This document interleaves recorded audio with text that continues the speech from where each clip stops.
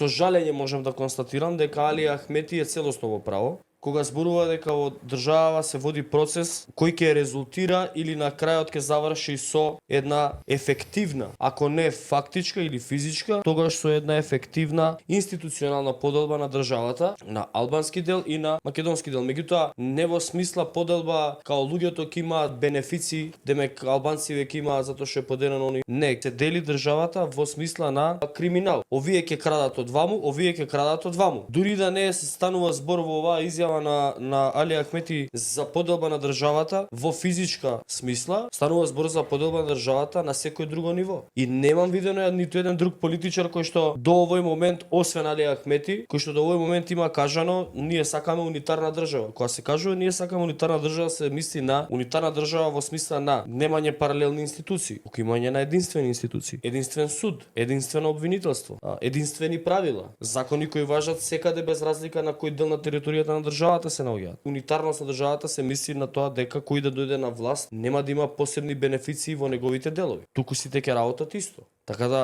од овој аспект јас жалам што ниту еден македонски политичар ова не го кажа.